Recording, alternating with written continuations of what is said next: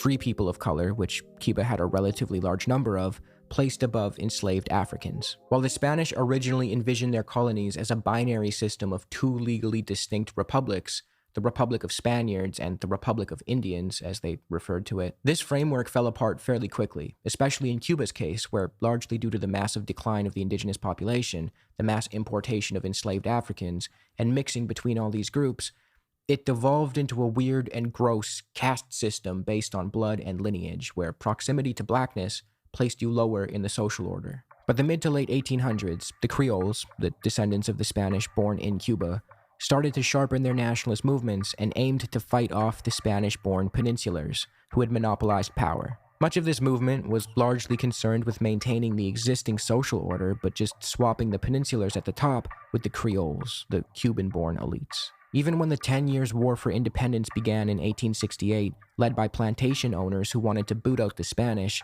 the movement was conflicted over issues like slavery and maintaining the existing social order. There was, however, a Creole by the name of Jose Marti who despised the racial stratification and sought to unite Cubans of all races in one national liberatory struggle for independence. Marti formed the Cuban The problem is, Hasan, that the Cuban government has done both. Yes, they are were for a very long time resistance to any sort of economic reform or change, even when it meant that the struggle was elevated. However, you cannot look at that outside of the context of an ongoing blockade that persists to this day and has gotten only worse as time has gone on.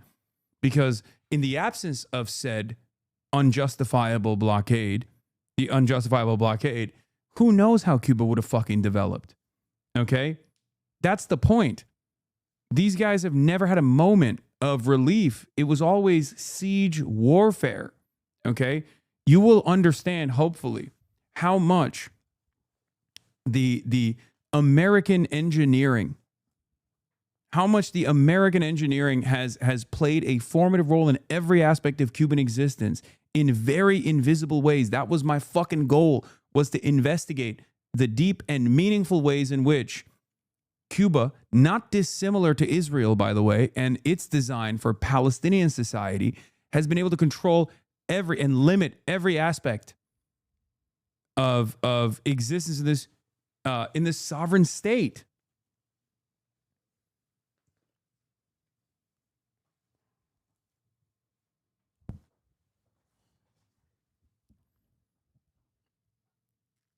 Revolutionary Party in 1892 with the goal to unite the fractured independence movements in the country, and by 1895, the final war for Cuban independence from the Spanish began. In just 3 years, the rebels, whom Marti was no longer a part of... How long has this been on for? Since the successful revolution in Cuba. It started instantly and never ended, and has only gotten worse in the last couple of years. In 2019, the secondary sanctions on oil started seriously harming oil trade coming into Cuba. But as far as like the worst version of a full-blown total blockade of oil into the island, that's like a couple months. If you're asking about the video, it's been 12 minutes. As he died early in battle, had so badly beaten the Spanish that they were on the verge of collapse. Cuban independence was closer than ever, but the rebels failed to consider one very important thing: the audacity of the United States. See, the US had long coveted the island and wanted to take it over from the Spanish. You can see figures as old as Thomas Jefferson and John Quincy Adams fantasizing about this. The US is also notorious for playing dirty, and its meddling in 1898 stripped the hard-earned victory away from the Cuban rebels. As Grandin recounts the story, white and black Cubans fought side by side, with free people of color and former slaves obtaining the highest military ranks. Black officers commanded ordinary soldiers of lighter skin, marching through the Cuban countryside, taking over plantations, setting cane fields ablaze, and occupying villages and cities. In the years after Marti's death, Spain's army had fallen back, disordered and demoralized. There was little doubt that the insurgents would win. Then, on February 15th, 1898, the gunpowder magazines on board the USS Maine exploded, killing most of its crew and sinking the ship, which had been anchored in Havana's harbor. President William McKinley used the explosion, which he blamed on Spain. It's not the last time. It's not the last time America pulled this off, okay? They did this again after the revolution as well. It's a pretext to enter the war, dispatching the U.S. Navy to Puerto Rico, Guam, the Philippines, and Cuba. United States troops easily took Spain's island colonies and, in Cuba, shunted aside the rebel army. A new government, supervised by a military staff that included ex-Confederates like Fitzhugh Lee, Robert E. Lee's nephew, imposed a system of racial segregation roughly based on the model of the post-Reconstruction South. Washington kept Puerto Rico, Guam, and the Philippines, but granted nominal independence to Cuba. The United States did insist that the new republic include in its constitution a clause called the Platt Amendment after Connecticut Senator Orville Platt that granted the United States the right to intervene in the nation. Remember that. The Platt Amendment is the reason why the Cuban Republic by the revolutionaries is considered a pseudo-republic. Okay? Because how can you have true sovereignty if there is a literal fucking amendment? A constitutional carve-out for American military intervention. This is why I'm saying, like, this started in the 1900s. Like, literally, 1901 is when the Cuban Republic was established. It was a pseudo-republic. It was not truly sovereign. And over again, American military intervention, whenever, like, people were rising up, whenever there were racial tensions in the island, because remember, the island is also was very racist, very white supremacist, as I've talked about extensively. Like, there was a racial dynamic, but instead of having 13% of the population be black, imagine if 50% of the population is black, with the white upper caste actively trying to bring in more and more Spanish white people with the express purpose of keeping the majority of the island white. Affairs at will. So, to summarize, the Cuban War for Independence from Spain was fought by Cuban rebels of all different backgrounds, united by a shared goal of long overdue liberation and equality. They did all the heavy lifting and brought the Spanish to the brink of collapse. The US then used an explosion on one of its ships as a pretext to declare war on Spain, took over Cuba, and occupied it until 1902, sidelined and disbanded the multiracial independence army, who again did all the work, imposed some white supremacists who installed another system of racial segregation, and added a constitutional amendment stipulating that the US could intervene in Cuba however the fuck it wants at any time. Nice. So at this point, the Spanish are out, and the new Cuban Constitution of 1901 gives the Yankees the ability to militarily intervene in Cuba whenever they want, control Cuba's foreign and economic policies, and seize land for US naval bases. This neo-colonial control over Cuba allowed for US corporate interests to get extremely rich at the expense of the vast majority of the island's inhabitants. As Aviva Chomsky puts it in her book on the matter, Cuban politics remained hostage to the United States, while US companies and investors took control of the major sectors of Cuba's economy. By 1905, 60% of Cuba's rural land was owned by US citizens or companies. US investors also controlled 90% of Cuba's tobacco trade, the country's iron, copper, and nickel mines, its railroads, and its electricity and telephone systems. And once again, you do not steal from a poor man. You steal from the rich. To bring up a famous Parenti quote when he talks about Africa, but Cuba is not a poor country. Cuba's a rich country. It's just been overexploited and stolen from over and over again. Things only got worse from there. She goes on to elucidate the state of Cuba on the eve of the revolution that brought Castro's government to power. One could say that there were at least two Cubas in the 1950s. One was the 1.5 million who were jobless or who belonged to the rural poor, including landless workers and campesinos with small plots. These impoverished Cubans survived mostly on rice, a few beans, and sugar water, creating the naked children, their swollen stomachs testifying to an unbalanced diet and infection from parasitic worms that sociologist Lori Nelson found everywhere in rural Cuba in 1950. At the other end of the spectrum, the 900,000 or so wealthiest Cubans controlled 43% of the country's income. These were the people who had money to spend on frequent shopping jaunts to Miami, luxurious air-conditioned homes, and even mausoleums complete with elevators, air conditioners, and telephones to make sure they continued to enjoy a high level of comfort in the afterlife. In between, another 3.5 million struggled to make ends meet. What was it that this little guy was saying again? Under Batista, Cuba was one of the richest countries in Latin America. It was on the upswing. All right, dude, sure. Cuba's close integration with the U.S. economy meant that almost everything Cubans bought was imported from the United States, and the cost of living was as high or higher than in the United States. But Cuban wages were much lower, and Cubans had none of the social services and guarantees that U.S. citizens enjoyed. Cuba was forced into an all too familiar position of dependency, where it would export its raw materials just to import manufactured goods from the imperial core that cost more than it made through. To be fair, this system didn't really change that much either, unfortunately. Its resources were coveted and appropriated by the U.S. Vast tracts of Cuban land were held in reserve by American companies, leaving them idle while Cubans remained landless and hungry. Now, in order for the U.S. to maintain this dynamic of subjugating... This is literally Puerto Rico right now? Yes, that's why I say the closest analog to what America wants out of Cuba is territorializing it in the same vein as Puerto Rico. Majority of the Cuban population for the benefit of a slim portion of Cuban elites and U.S. companies, it installed a comprador government in Cuba to remain friendly to U.S. interests. That's where this man, Fulgencio Batista, comes into the story. A little context. In 1933, a nationalist government came into power in Cuba, and among other progressive things, it abrogated the Platt Amendment. Remember that thing that gave the U.S. the ability to do whatever it wanted with Cuba? Well, this was unacceptable to the Americans, who were disgusted at the thought of Cubans manufacturing their own destiny, so U.S. officials began conspiring with the Cuban military officer by the name of Batista. U.S. Ambassador Sumner Welles privately cultivated Batista, suggesting to him that the very great majority of the commercial and financial interests in Cuba who are looking for protection could only find such protection in himself, and that the United States would look approvingly on an overthrow of the revolutionary government. Batista took him up on that offer. He forced the sitting Cuban president to resign, replaced him with a conservative, and in January of 1934, with U.S. support, he began ruling Cuba from behind the scenes as the Army Chief of Staff.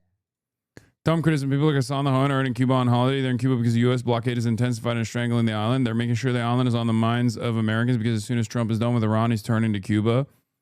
Yep. I've written thousands of words criticizing the type of administrative central planning that was featured in Cuba after the revolution. Also, Bashkar. Fucking lib. Anyway, I think there were developmental mistakes that combined with the U.S. embargo and were only partially offset by Soviet subsidies in the first decades of the revolution. A time that still saw dignity, self-determination, great strides in fields like education and healthcare, and incredible international triumphs abroad.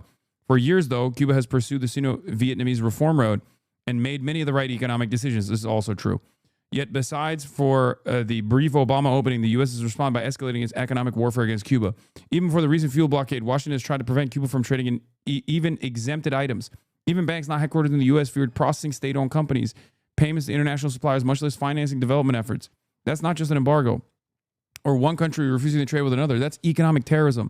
It's imperialism in a naked form, and it's great to see so many people travel to Cuba to continue to expose it and its impact. It's 100% correct. He nails the landing there. He sticks the landing. Yeah, the Sino Road being notoriously awful.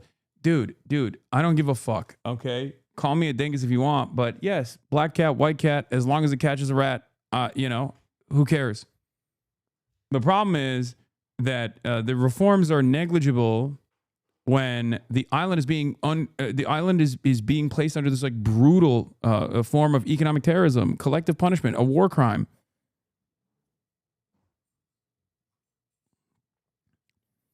It also, just like the Iranian negotiations, were not about like denuclearizing Iran, as we've seen over and over again, right? The American intervention in Cuba has nothing to do with like forcing the country to open up. It's bullshit. It's complete fucking bullshit. It's utter nonsense. Propping up various civilian presidents to serve as his face.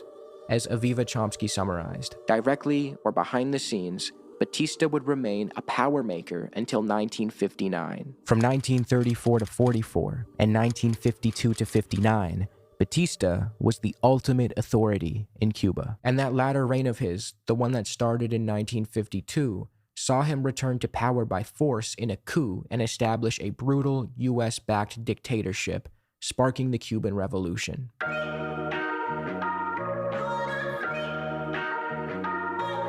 This is a CIA document comparing the brutality of Fulgencio Batista's regime with the rule of Fidel Castro. It goes on to point out that tens of thousands of individuals were murdered by Batista's regime, that his forces had killed on a whim, and that the anti-Batista forces in the country had the support of up to 90% of the population by 1958. And crucially, it goes on to write that the large-scale campaigns of murders and terrorism characteristic of the last years of the Batista regime have not occurred during the Castro regime. Even JFK commented in a 1960 speech, Fulgencio Batista murdered 20,000 Cubans in 7 years, a greater proportion of the Cuban population than the proportion of Americans who died in both world wars. The reason I tell you this is to challenge the narrative that many of us are fed about the Cuban Revolution and to show that the vast majority of the population supported Che, Castro, and the rebels, and that the true bloodthirsty tyrant in Cuba was the guy that the Americans propped up. I mean, Batista's ruthless secret police force, the Bureau for the Repression of Communist Activities,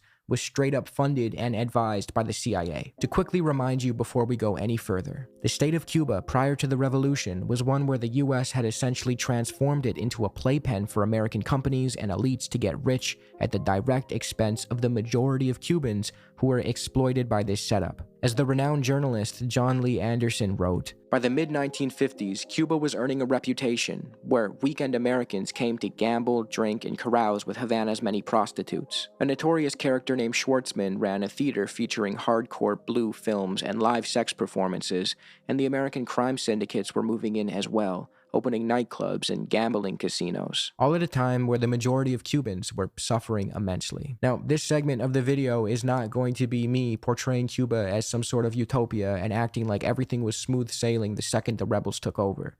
It's going to be an honest assessment of Cuba's conditions pre-revolution and how they improved in the years that followed. But first, let's rewind a bit and tell the story of how the revolution came to be. In the wake of Batista's 1952 coup and the subsequent US recognition of his government, a new generation of young activists became directly radicalized. They saw not only their hopes of democracy crushed, but also the US support and co-sign of Batista's tyrannical rule, prioritizing its anti-communist obsession over the well-being of Cubans. One of the individuals radicalized during this time was a young lawyer by the name of Fidel Castro, who, tired of operating strictly through legal means in the face of a dictator who couldn't care less about rules and laws, began embracing armed struggle as a way to achieve liberation. Forgive me if I'm jumping forward a bit here, but it's worth noting that Fidel Castro was not originally a communist or even all too hostile to the US. He was an economic nationalist who didn't want to see Cuba ripped off and exploited. This was fully understood by US officials who noted that Castro was appointing relatively conservative and even anti-communist figures to his government once he assumed power, but I'm getting ahead of myself. On July 26, 1953, so just a year after Batista came to power in a coup, Castro led roughly 160 rebels in an attack on the Moncada barracks in Santiago de Cuba, hoping to ignite a mass popular uprising. Militarily, it was a mess. The revolt failed, and many of the rebels were captured, tortured, and executed. Fidel and his brother Raul were imprisoned, but Fidel used the trial as a platform. He delivered his now famous "History Will Absolve Me" speech, and he went on to lay out a political platform that would later become the basis of the revolution. He laid out the 5 revolutionary laws that the Moncada attackers intended to implement: restoration and implementation of the 1940 Constitution, an agrarian reform putting land in the hand of those who tilled it, obligation of employers to share profits with workers, guaranteed markets for small sugar farmers, and confiscation of all enterprises obtained through fraud and corruption. All of these revolutionary laws, he emphasized, were based on the Constitution itself, which restricted large land holdings and provided labor rights, wrote Chomsky. Following a public amnesty campaign, Fidel and his brother were released in May 1955 and formally founded the July 26th movement, named in commemoration of their 1953 Moncada attack. They then went into exile in Mexico to regroup and reorganize, where they met new revolutionaries, including the legendary Ernesto Che Guevara, and began solidifying the movement. In November of 1956, 82 rebels crowded onto the yacht Granma and sailed for Cuba. Disaster greeted the landing. Delayed, ambushed, and nearly wiped out, a small handful of survivors managed to retreat into the Sierra Maestra mountain range in southeastern Cuba. From there, this is very similar to Mao's fucking